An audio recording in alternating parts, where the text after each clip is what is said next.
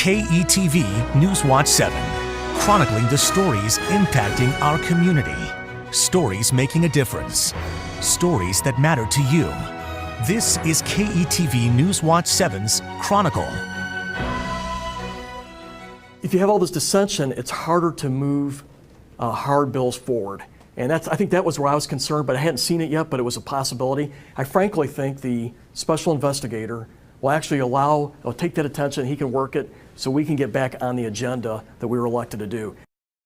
Well, it's been a bit of a challenge recently for freshman Congressman Don Bacon and his colleagues in Washington. Just last week, the House Intelligence Committee issued subpoenas for several individuals connected to the Trump administration. Good morning. I'm David Earl, and this is KETV Newswatch 7's Chronicle. Joining us today is Nebraska's freshman Republican Congressman General Don Bacon, who's actually been quite busy during his first several months in office, co-sponsoring several bills aimed at helping veterans, among them reforms to the VA management structure, improving veterans care, and providing service member support. Congressman Bacon, welcome. Thanks for being here with us this morning. So after 100 days in office, President Donald Trump famously said being president is harder than he imagined. How about being congressman? Is it harder than you thought it was going to be? I think it's about what I expected. I mean, I was a political science major.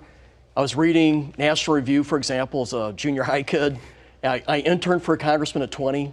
And did 30 years in the Air Force, roughly, 2 assignments in Washington, where I got to watch it a little bit. Then I worked for Congressman Fortenberry for a little bit after. So it's about what I expected. It's hard work, but it's also fun work at the same time.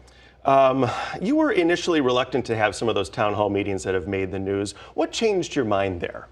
Well, first of all, I did commit to doing it, and I'm a person of my word, so we were always going to do it. It was a matter of really the timing, and I wasn't interested in doing it in February when I was watching some of the other town halls throughout the country where we had one congressman actually escorted off for safety reasons. So I think I needed a little time to study what was going on and how to best accommodate and do this right. In the end, we want to give people that agree and disagree a chance to voice that and to hear what people are thinking. I think we found the right balance. We did 5 in 3 weeks. I'm proud of it.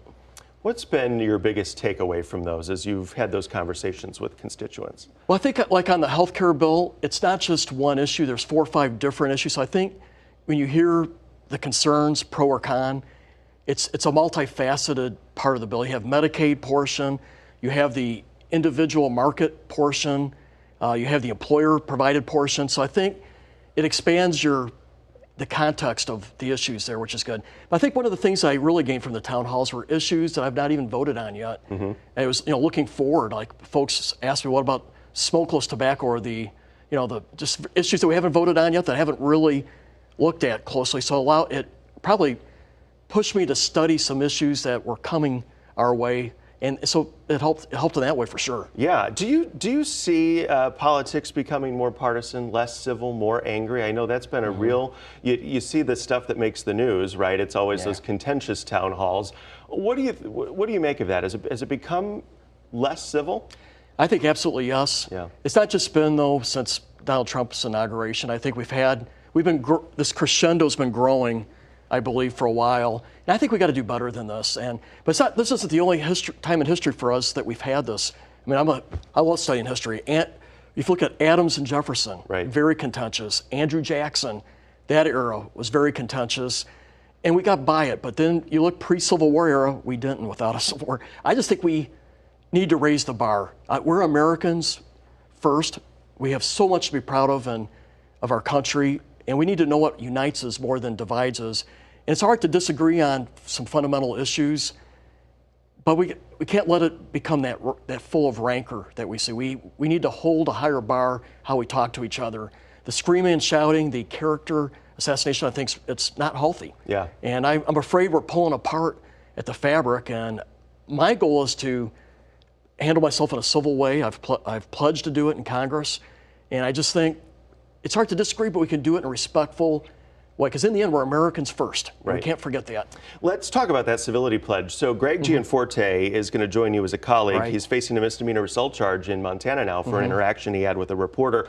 Is he the kind of person that you need to reach out to and say, we've got this civility pledge, this is how we're going to conduct business? Is he a candidate for that? Would you want him to sign that?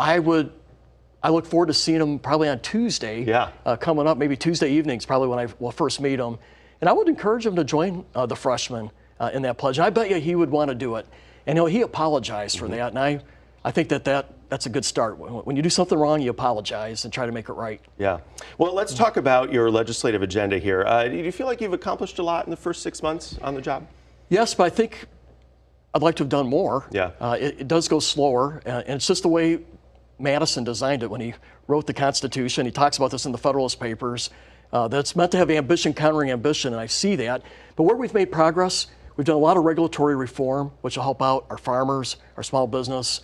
I think we had executive overreach in the last 8 years, where people were, instead of executing laws, they were writing laws. Congress is supposed to write laws, then the executive branch execute them. So we've made progress there. Some major regulatory reform bills. We are starting to get our military healthy now. We've just put in $20 billion to help get them back on their feet. The military had a 17% reduction in the last 8 years with a lot of continuing resolutions while we're fighting a war. And the readiness in the military was in terrible shape. I'll give you one stat. Half of the Navy aircraft cannot fly on any given day. That's unacceptable. So I think we've made progress there. I think we've made progress with the health care bill. Now it's in the Senate, so we got work to do there still. What we'd like to have already done, we'd like to have already worked on Dodd-Frank revision, some changes to the Dodd-Frank bill, and how we're regulating banking and our credit unions, and also tax reform. We got to get tax reform done if we want to get our economy growing to 3% of GDP or 3% of GDP. That's where we'd like to be right now, but we got more work to do to get there.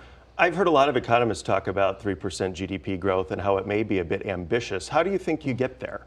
Well, we have a lot of history where we're at 3%, 4%, and 5% GDP, and it's a combination of getting the regulatory burden off of our small businesses, because they're really the engine of our economy, and our farmers. We do need to do tax reform. Now, a lot of our corporations in Nebraska are paying over 30% corporate tax, but if you go to Canada, it's 15%, Ireland 12%, Great Britain's going to 17%, the average in Europe is 22%. And it's hard to ask our businesses to compete with a extra weight on their back. It's like, say, we're going to run a marathon, we're going to put 20 pounds of chains on your back. Good luck. That's what we're doing to our business community. So we need to do tax reform and regulatory reform, and frankly, healthcare reform is important because businesses are paying so much for health insurance for their employees, so we got to find a way to lower those costs. Those three things together, if we can get our arms around it, I believe can get us to 3% GDP growth. Let's talk about an issue near and dear to your heart, a lot of that veterans legislation. Can you tell us where some of those bills stand right now that you have sponsored or co-sponsored? Well, so far we have 3 bills that we have passed. We've passed a lot more out of the House. Got to get them through the Senate yet. They operate at a little bit different speed, I've learned. We're running as hard as we can. They're a little more at a slower pace. Right. But what we did do is we've given the VA the ability to hire folks more easily. And I come through as an Air Force guy for 30 years, it takes too long to hire civilians that you want to hire. And so we're trying to simplify that, and we got that passed. We've also made it easier to hold people accountable who are not performing well in the VA. Frankly, we need to do that for the entire federal government. It shouldn't just be the VA. I've seen it in the military as well. Then we also extended the Choice Act that allows veterans who live farther away from the VA to see a local clinic near their home. And that expired, so we extended that. But we have more work to do. Let's talk about President Trump's decision to withdraw from the Paris Climate Agreement. Do you feel like that's the right move? Yeah, I'll give you an in-between answer on that. I feel like we need a seat at the table, and since some of these standards that we agreed to under President Obama, we can change them if we wanted. They're volunteer. I think we could have gone in and say, hey, we don't agree with this level or that level. I think we've gone in there and made some changes that we wanted to make. But I think where we failed in the previous administration, the president did that on his own and did an executive mandate, basically. I think these things work best when you go to Congress as a president and you find a bipartisan agreement on how to go forward on this. So I feel like we need to do this as a team and not just as a Republican or Democrat president, which is what we're doing. So to answer your question, I think that some of the things were not helping us out economically. So let's go in and make the change and say this is what we're going to do since they're voluntary already. Yeah, you're a military guy. The military has been kind of vocal in climate change, basically, not from an environmental standpoint, but if the climate continues to change in some of these places around the world, we're going to see more and more discord. There will be more and more conflicts. Right. Is that perhaps the right way to be approaching the issue of climate change, not from an environmental aspect, but from a national security aspect? Well, there are some aspects. If you have some countries that are fighting for water, that creates a lot of tension. We see it in the Middle East already. And we have some areas where I know some bases on the coast that flood more easily than they did, say, 20, 30 years ago. But I think, from my perspective, why I support continuing to get better is we want clean air, we want clean water. I can't say if I put this amount of money that we're going to be able to lower the temperature here and there. I don't have that level of confidence of what it's going to take to impact the increase in temperatures. But what I do know is I want clean air and clean water, and we should continually try to get better for our environment, for our kids and grandkids. So I look at it more practical. What can we continue to do to get better so that our kids and grandkids have a cleaner planet? Yeah. One of the reports that had come out of Europe, the Chinese Premier Xi Jinping had gone over to Germany and was meeting with Angela Merkel, and basically they had recommitted their support to the Paris Agreement, and now withdrawing from it leaves us, I think, in a category with Nicaragua and Syria. I mean, is that a place for American leadership going forward? I think if the president would have come in and said, the previous president agreed to these various standards, I want to modify these standards here because I think that this is the right balance for our economy and the environment, I would have recommended that as a better way forward. But the problem is we're having presidents do this without Congress, and Congress, we represent the will of the people, you know, in 435 seats, 435 districts. The previous president did it arbitrarily, and I think this president would also be better served saying, this is what I recommend, and come to Congress and get, you know, a bipartisan agreement with that. It may not be everything he wants. I think if President Obama did this, it wouldn't have been everything he wanted. Right. But in the end, you get agreement, and you don't have this back and forth with each new administration. Well, it does. It comes back to bipartisanship with any issue, right? I mean, it seems as if we're moving to a place now where Democrats want one thing, Republicans want another, and we get this knee-jerk reaction depending on who's in power instead of the bipartisan approach where there's just give and take involved with every issue. So I think the failure of the previous administration on the Paris Agreement, they made this agreement and said this is the way it's going to be. Yeah. They should have come to Congress, and that means probably there would have been some changes to get agreement. It would involve having the Republican leadership involved with President Obama. But if you would have got that agreement, you wouldn't have this back and forth. And so I recommend, you know, our current president try to do the same thing. Yeah. Work with Congress, find a middle ground on these agreements, because in the end, treaties are supposed to involve Congress. Granted, this is an agreement, but I think this is why you want both branches involved. I know this is a deep issue. We could spend a lot of time on it. How do you get that bipartisanship back in Washington? I think you make an effort. You get on the telephone, you call, you have meetings. For example, our freshman class, we went to the Holocaust Museum together. We meet regularly. I think an area that I see promise in bipartisanship, at least in the freshman class, we have about 53 of us or 54 of us. I think if you count the new congressman from Montana, numbers can get changed a little bit there. But I think immigration's an area when we talk as a group, Republicans, Democrats, we see a lot of common ground. But you don't do that without talking. So I think it used to be under Ronald Reagan, he would call Tip O'Neill and they would play golf or have a scotch at night. We probably need a little more of that in Washington and a little less. You could put people behind the microphone and you get all the rancor. Right. You need to do more behind closed doors. All right, Congressman, we have to take a quick break, but we're going to continue our conversation with Congressman Don Bacon in just 90 seconds. You're watching KETV News Watch 7's Chronicle.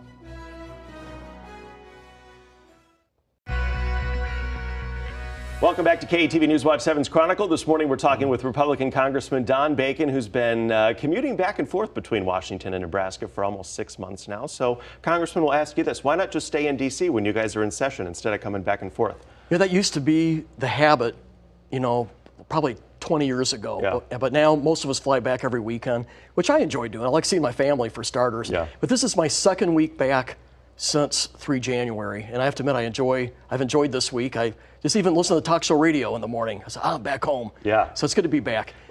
Well, it keeps you kind of in touch more with your congressional district, So right? I typically get home on either a Thursday night or Friday night, go back on a Monday morning. Yeah. That's the norm. Come back every weekend. All right. Well, let's talk to you about threats facing the country right now. What do you think is the biggest threat facing America right now? Well, I think the nearest term threat, but not existential to our survival is ISIS and Al-Qaeda, where they will attack, whether it's embassies or lone wolf attacks here in our own country. That's not existential to our country, though. But so I think big term in the long run, I do worry about North Korea. They have at least 10 nuclear weapons, and they're trying to build missile technology to reach our country. And the Kim Jong-un, the leader, he's the grandson of a dictator, a son of a dictator. He's never been told no in his life. And I don't find him to be a very sane leader. And so we have to be concerned with that, because he's a guy with nuclear weapons. He killed his uncle, who was a general. He killed another general who fell asleep at a staff meeting. Killed his girlfriend because his wife was jealous. Killed his half-brother. So we have to be, I think we need a strong enough force in that region to be a deterrent so that he knows what will happen if he crosses the line. But there's a lot of threats out there. I think Iran's a long-term threat. Russia is treating its neighbors in a way that really scares Poland, the Baltics, and so we need to be a reassuring presence with those countries. So I wish there was just one. There's a handful. Well, let's circle back to North Korea. We had that missile intercept test that worked perfectly under ideal conditions. Are you confident that that is a system that will be able to protect America should an enemy missile come in our direction? I think eventually, yes. We have to continue working on missile defense technology. We have pretty good technology for shorter range missiles that are fired at us, but intercontinental's it's a harder problem to solve. I think we have to continue working on it. But what I've learned, and I did missile defense in Israel when I was a colonel, other countries can produce more missiles to strike than we can to intercept with missile defense. So you have to have some missile defense capabilities, but in the end you need a deterrent capability so they know that you can strike back, whether it's your aircraft or your own missiles as a deterrent. So I don't think in the end you can produce enough interceptors to do the job in missile defense. You got to have other means to hold them at check. Yeah. You talked about Russia, too, as being kind of an existential threat. I think it was this last week where the French president stood next to Vladimir Putin and really kind of denounced him and his actions in meddling with elections around the world. The president of the United States invited the Russian ambassador into the Oval Office, and they seemed to not have broached the topic of election meddling. What do you think that signal that sends to Europe? Well, I think that we need to be pretty clear with Putin and the Russians, but we need to be honest with our own people. What happened was we knew that what Russia was doing last summer, but we didn't really talk about it until after the election. And I think the Americans needed to know that the Russians were trying to undermine the confidence of our elections, and we have a partisan divide. And what they were doing is they were throwing gas on the fire, and it's worked. And I think we have to have that honest dialogue. Don't let the Russians do what they're trying to do, and we're actually playing into their hands. But they did the same thing with France. They're trying to do this. They did the same thing with Germany. They will do the same thing with Great Britain.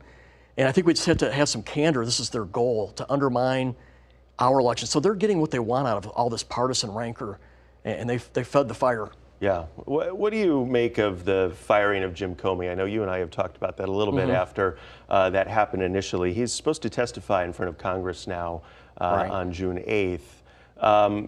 What do you anticipate will be revealed there?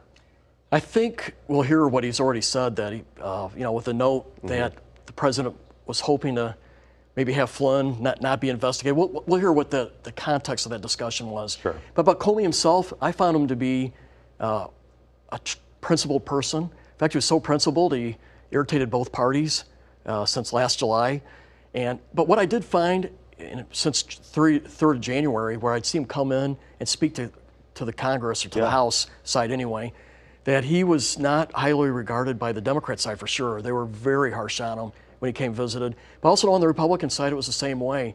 I walked away with the feeling that he didn't have a lot of support from both parties, and it was time to get someone in that had the confidence of more government. So I hope what we need to do is get an FBI director that does have the confidence of both parties, and I think he had lost it. Now, the way it was done, it's not right to fire someone over the news. Yeah. You need to call them and tell them personally, and that didn't happen. What do you make of a character like Julian Assange in the world? WikiLeaks has played a large role in not only our own election, but in intelligence leaking around the world. Is he doing citizens a service or a disservice? I think he's doing us a disservice. He has leaked information. It's not really his, I don't blame him as much as the people within our government that is leaked to them. Now, I know the Russians have also stolen data and fed that way, is what we hear. But when our own people take top secret information on how we're collecting against ISIS and Al-Qaeda and giving it to him, that undermines our security. So I think he has done a disservice to us, because it's undermined our ability to track ISIS and Al-Qaeda. And we have to be honest about it. This is what's happened. Yeah. Is WikiLeaks a tool of Russian intelligence? That's been the claim of some people in politics. That's what I understand as well, that the Russians have taken some data and fed it that direction. But it's not just the Russians. There have been other folks from within our own government. Some have done jail time to do it and fed them data. I just think we should realize that that data has undermined our security. Yeah. Congressman, thank you. It's time to take a short break again, but first, a reminder that your comments are important and an important part of the show. After we talked with the Vietnam veterans who traveled to Washington, D.C. to see the memorial wall there, we received several messages, including this one, which thanked us for our coverage, saying, quote, "It was an awesome day for these veterans." Robert Mather also thanked us for covering the event and wrote, quote, "It was a day they will never forget." Megan Glover shared that sentiment, sending us this message.